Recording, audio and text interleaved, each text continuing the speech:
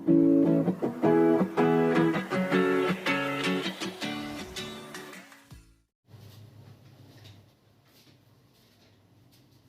बच्चों, स्वागत है आपका अपने YouTube channel PCM by Sumit में। आज हम लोग अपने ठोस अवस्था के सेकंड जो है लेक्चर को लेकर के उपस्थित हैं। तो चलिए शुरू करते हैं। तो आज का जो सबसे पहला टॉपिक हम लोग पढ़ेंगे क्रिस्टल जालक इस वीडियो में। उसके साथ साथ हम लोग आज पढ़ेंगे एकक कोष्ठिका या एकक सेल एवं इनके प्रकार का आज हम वर्णन करेंगे। तो ये दो टॉपिक जो है हम लोग पढ़ने वाले हैं आज। तो सबसे पहले हम लोग समझते हैं क्रिस्टल क्या होता है। परिभाषा आपके सामने लिखी हुई है कि संरचनात्मक इकाइयों अणु, परमाणु, आयन। संरचनात्मक इकाइयां कौन कौन सी हैं? अणु, परमाणु, आयन के नियमित अवस्था में निश्चित क्रम से जुड़ने से बनता है। क्रिस्टल क्या होता है? क्रिस्टल संरचनात्मक इकाइयों अणु, परमाणु, आयन के नियमित अवस्था में जुड़ने से बनता है। अभी आपको डेफिनेशन जो है बिल्कुल क्लियर हो जाएगी। एक एग्जांपल लेते हैं। मान लीजिए आपको अगर एक दीवार बनानी है, तो दीवार मिस्त्री बनाता है तो वो क्या करता है कि ईंटों को एक निश्चित क्रम में जो है जोड़ता हुआ चला जाता है और इस प्रकार जो है हमारी दीवार क्या हो जाती है? तैयार हो जाती है। तो अगर ईंट को हम क्या मान लें? संरचनात्मक इकाई मान लें, तो इनके एक निश्चित क्रम में जुड़ने से हमारी पूरी दीवार क्या हो गई? तैयार हो गई। और इस पूरी दीवार का जो हम नाम देंगे वो हम लोग देंगे, क्या देंगे? क्रिस्टल। तो बात समझ में आई कि क्रिस्टल क्या होता है। क्रिस्टल जो होता है वो संरचनात्मक इकाई, वो अणु हो सकता है, परमाणु हो सकता है, आयन हो सकता है, उसके नियमित अवस्था में और निश्चित क्रम में जुड़ने से बनता है। यानी अगर आपको दीवार बनानी है तो आपको ईंटें जो है एक निश्चित क्रम में आपको लगानी होंगी और इस प्रकार जो है आपकी एक बड़ी सी दीवार तैयार हो जाएगी। और उस पूरी दीवार को हम क्या बोल सकते हैं? उस पूरी दीवार को हम लोग बोल सकते हैं क्रिस्टल। तो बात आई समझ में, क्रिस्टल किसको कहते हैं। इसके बाद हम लोग समझते हैं क्रिस्टल जालक किसको कहते हैं। तो देखिए लिखा हुआ है त्रिविम में संरचनात्मक इकाइयों की निश्चित व्यवस्था। क्रिस्टल जालक क्या होता है? ये त्रिविम में जब बहुत सारे क्रिस्टल जो है, त्रिविम का मतलब तीन अक्ष एक्स, वाई और जेड अक्ष, जब इनमें जो है अणु एक निश्चित व्यवस्था में लगे होते हैं तब हम इसको क्या बोलते हैं? क्रिस्टल जालक बोलते हैं। तो बात आई समझ में। क्रिस्टल क्या होता है? क्रिस्टल जो होता है वो संरचनात्मक इकाइयों के एक निश्चित व्यवस्था में जुड़ने से बनता है। क्रिस्टल जालक क्या होता है? अगर यही व्यवस्था त्रिविम में आ जाए यानी 3D में आ जाए, तीन अक्षों पे हो, तो उसको हम लोग क्या बोलेंगे? क्रिस्टल जालक बोलेंगे। अब ध्यान देते हैं एकक कोष्ठिका किसको कहते हैं।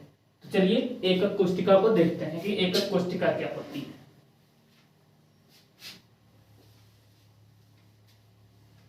एकक कोष्ठिका अगला हमारा टॉपिक है इस वीडियो में।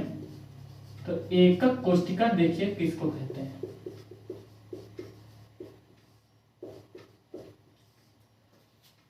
अगर आप इस दीवार को ध्यान से देखें तो अगर हम इसकी एक छोटी सी ईंट लें, ये वाली, जब यही जो ईंटें हैं वो एक निश्चित क्रम में जुड़ती हुई चली गई तो हमारे किसका निर्माण हो गया? क्रिस्टल या क्रिस्टल जालक का जो निर्माण हो गया। तो यही जो ईंट है ये इस पूरी दीवार का एक छोटा सा भाग है जिसने यह निर्धारित कर दिया कि दीवार कैसी बनेगी। अब अगर ईंट गोल होती तो दीवार हमारी गोल होती जाती, ईंट हमारी जो आयताकार थी तो दीवार हमारी क्या बन गई? आयताकार जो है बनती हुई चली गई। तो एक छोटी सी ईंट ने जब बहुत सारी छोटी छोटी ईंटें बनी तब हमारा क्या बना? एक क्रिस्टल जालक जो है बना। जब छोटी छोटी ईंटों ने आपस में जो जुड़ना शुरू किया, यानी ये पूरे क्रिस्टल का एक छोटा सा अंश है जिसने यह निर्धारित कर दिया है कि जालक जो है हमारा क्रिस्टल जालक कैसा बनेगा। तो अगर एकक कोष्टिका की हम डेफिनेशन लिखना चाहें तो हम क्या लिख सकते हैं? हम लिख सकते हैं क्रिस्टल जालक का वह लघुत्तम अंश जो जालक के पूर्ण पैटर्न को निर्धारित करता है। पूर्ण पैटर्न को निर्धारित करता है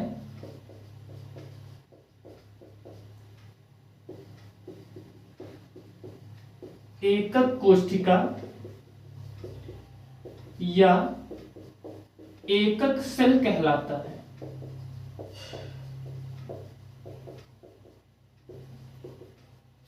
बात समझ में आई? नहीं आई तो एक बार फिर समझते हैं। इस पूरी दीवार का सबसे अगर छोटा भाग लेने को कहा जाए तो एक ईंट होगी, और अब इन्हीं ईंटों को हम एक निश्चित क्रम में जोड़ते हुए चले गए तो हमारा पूरा क्या बन गया? क्रिस्टल बन गया या क्रिस्टल जालक बन गया। यानी इस जो ईंट है, जो इसका लघुत्तम अंश है इस दीवार का, उसने इस पूरे जालक का निर्माण कर दिया। तो हम कह सकते हैं कि क्रिस्टल जालक का वह लघुत्तम अंश जो जालक के पूर्ण पैटर्न को निर्धारित करता है एकक कोष्ठिका या एकक सेल कहलाता है। बात आई समझ में? एकक कोष्ठिका कि क्रिस्टल जालक का लघुत्तम अंश जो पूरे जालक के पैटर्न को निर्धारित करता है क्रिस्टल जालक कहलाता है। यानी जो अगर हम इस पूरी दीवार की एक ईंट को लें तो उसको हम क्या बोलेंगे? एकक कोष्ठिका बोलेंगे।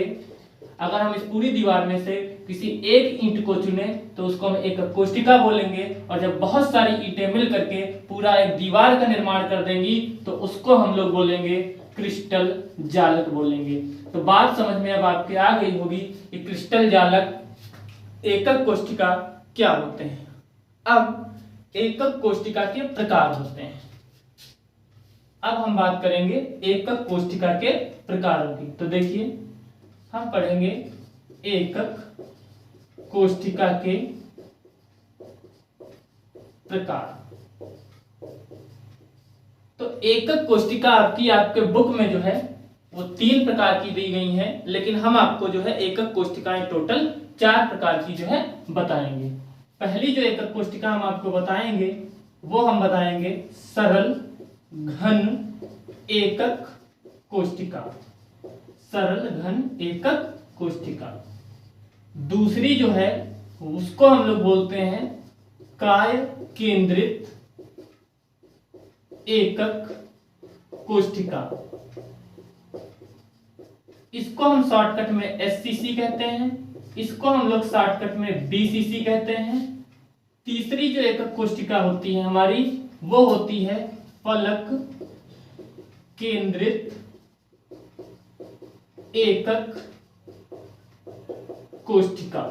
इसको हम लोग शॉर्टकट में एफसीसी कहते हैं। इनका शॉर्टकट भी याद रखिएगा, न्यूमेरिकल में बहुत आवश्यकता पड़ने वाली है।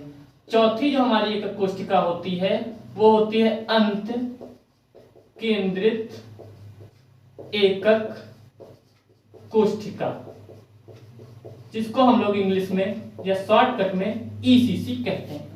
तो एकक कोष्ठिकाएं आपको हम टोटल कितने प्रकार की बताएंगे? 4 प्रकार की। सरल घन एकक कोष्ठिका, काय केंद्रित एकक कोष्ठिका, फलक केंद्रित एकक कोष्ठिका, अंत केंद्रित एकक कोष्ठिका। तो आप इसका स्क्रीनशॉट ले सकते हैं। इसके बाद हम इनको एक एक करके जो है समझते हैं। तो स्क्रीनशॉट एक ले लीजिए, फिर हम लोग इनको जो है आगे समझते हैं। ठीक है, चलते हैं, इनको एक एक करके हम लोग इनको जो है समझते हैं कि ये एकक कोष्ठिकाएं कैसी होती हैं, क्या सब में जो है डिफरेंस होता है।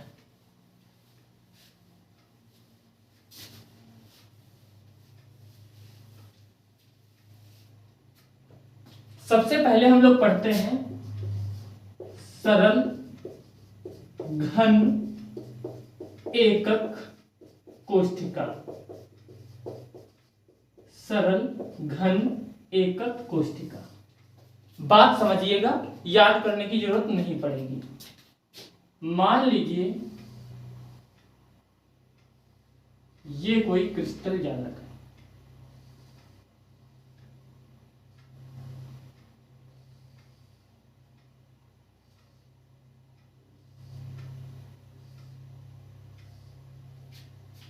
अगर जो अवयवी कण हैं वो एकक कोष्ठिका के केवल क्या हों, कोनों पर उपस्थित हों। जो एकक कोष्ठिका के कोने हैं केवल यहाँ पे उपस्थित हों, तो इस प्रकार की एकक कोष्ठिका को हम क्या बोलेंगे, इस प्रकार की एकक कोष्ठिका को हम लोग बोलेंगे सरल घन एकक कोष्ठिका। यानी कि यदि एकक कोष्ठिका के केवल कोनों पर अवयवी कण उपस्थित हों तो उस प्रकार की एकक कोष्ठिका को हम लोग क्या बोलेंगे, सरल घन एकक कोष्ठिका। तो अगर हम लोग परिभाषा लिखना चाहें तो लिखेंगे यदि अवयवी कण केवल एकक कोष्ठिका के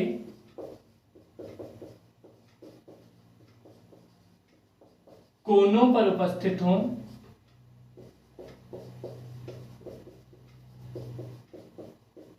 तो इस प्रकार की एकक कोष्ठिका को सरल घन एकक कोष्ठिका कहते हैं। सरल घन एकक कोष्ठिका कहते हैं। फिगर आपके सामने बना हुआ है। अगर इस एकक कोष्ठिका को आप ध्यान पूर्वक देखें तो अवयवी कण केवल कहां पे हैं, कोनों पे उपस्थित हैं। तो यानी कि यदि अवयवी कण एकक कोष्ठिका के केवल कोनों पर उपस्थित होंगे तो इस प्रकार की एकक कोष्ठिका को हम लोग बोलेंगे सरल घन एकक कोष्ठिका। दूसरी एकक कोष्ठिका की बात करें तो हम लोगों ने पढ़ी थी काय केंद्रित एकक कोष्ठिका।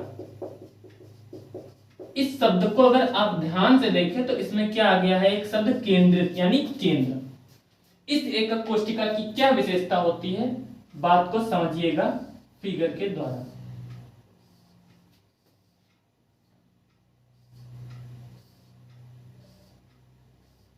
ये मान लीजिए आपकी कोई एक एकक कोष्ठिका है। अगर एकक कोष्ठिका में जो अवयवी कण हैं वो कोनों के साथ साथ एक अवयवी कण केंद्र में उपस्थित हो एकक कोष्ठिका के, तो इस प्रकार की एकक कोष्ठिका को हम लोग क्या बोलेंगे, काय केंद्रित एकक कोष्ठिका, या फिर इसी को हम लोग बोलते हैं बीसीसी। ऊपर वाले को हम लोग एससीसी बोलते हैं। यानी कि काय केंद्रित एकक कोष्ठिका में हमारा क्या होता है कि अवयवी कण कोनों के साथ केंद्र पर होते हैं।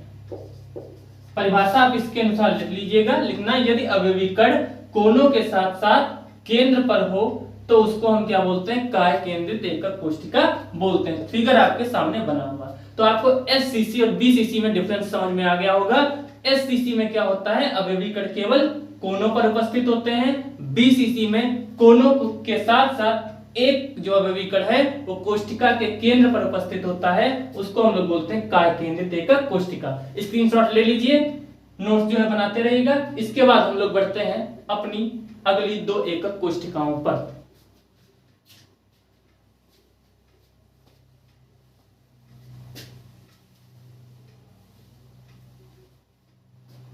अगली जो हमारी एकक कोष्ठिका है वो हम लोग पढ़े थे फलक केंद्रित एकक कोष्ठिका। इसको हम लोग इंग्लिश में कहते थे एफसीसी। देखिए, मान लीजिए ये एक एकक कोष्ठिका है।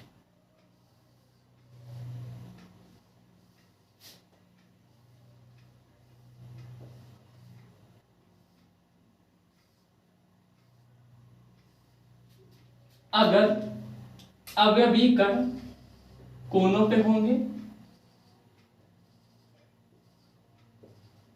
इसके साथ साथ आप अगर देखें तो ये एक इसकी फलक है पूरी, दूसरी ये एक फलक है पूरी, तीसरी एक ये फलक है पूरी, चौथी ये, पांचवी उस साइड में है और छठी वाली इस साइड में है।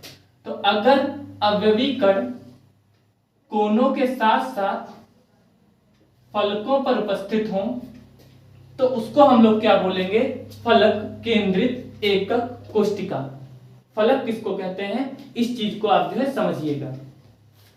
मान लीजिए ये एक किताब है, इसकी जो ये पूरी एक फलक हो गई, ये इसकी दूसरी फलक हो गई, ये इसकी पूरी तीसरी फलक जो है हो गई, ये इसकी पूरी चौथी फलक, ये पांचवी फलक और ये छठी फलक हो गई। तो इस किताब में 6 फलक हैं।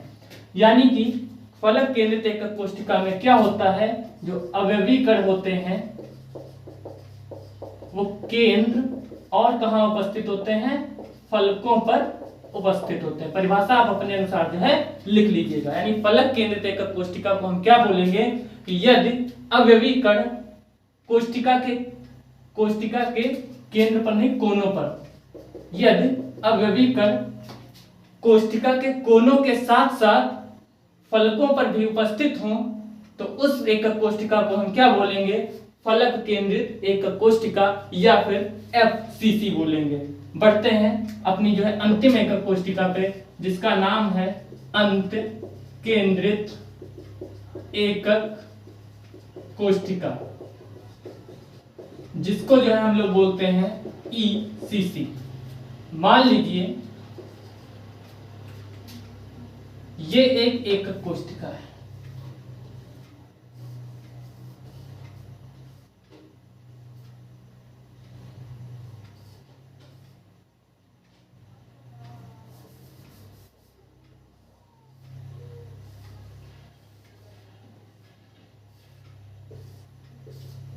इस एकक कोष्टिका में अगर अवयवी कण कोनों के साथ साथ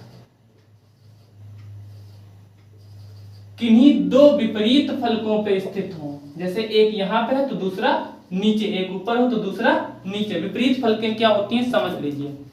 इस बुक को हमने ऐसे पकड़ा तो एक हमारी उंगलियां इधर टच हो रही हैं और अंगूठा इधर टच हो रहा है, तो इस फलक की विपरीत फलक कौन हो जाएगी, ये वाली विपरीत फलक हो जाएगी। देखिए विपरीत फलक हमको जो है एक साथ कभी जो है दिखाई नहीं देंगी। आपको ये वाली फलक दिखाई दे रही होगी, इसके पीछे की फलक नहीं दिख रही, तो ये दोनों इसकी क्या हो गई, विपरीत फलकें होंगी। इसकी विपरीत फलक कौन होगी, ये वाली। अगर आप इसको ऐसे देखेंगे तो ये चीज जो है आपको नहीं दिखाई देगी, इधर वाली फलक। तो अगर अवयवी कण जो है वो कोनों के साथ साथ 2 विपरीत फलकों पे उपस्थित हों तो उस एकक कोष्टिका को हम क्या बोलेंगे, अंत केंद्रित एकक कोष्टिका या फिर ECC। तो ये थे हमारे क्रिस्टल जालक और एकक कोष्टिकाओं के जो है प्रकार। अगला लेक्चर आपको जो है कल मिलेगा, जिसमें हम आपको आगे का लेसन जो है कवर करेंगे। अपना फीडबैक अवश्य दीजिएगा और चैनल को सब्सक्राइब कर लीजिए। पूरा सिलेबस हम आपको करवाने वाले हैं केमिस्ट्री का और फिजिक्स का इस वर्ष यूपी बोर्ड परीक्षा क्लास 12th, 10th और 11th के बच्चों के लिए। तब तक के लिए आप सभी को प्यार भरा नमस्कार। वीडियो को अपने मित्रों के साथ शेयर कीजिए, अपना फीडबैक अवश्य दीजिए, चैनल को सब्सक्राइब कीजिए, बेल आइकन को दबाना मत भूलिए, क्योंकि ताकि नोटिफिकेशन आपके पास सबसे पहले आए। धन्यवाद।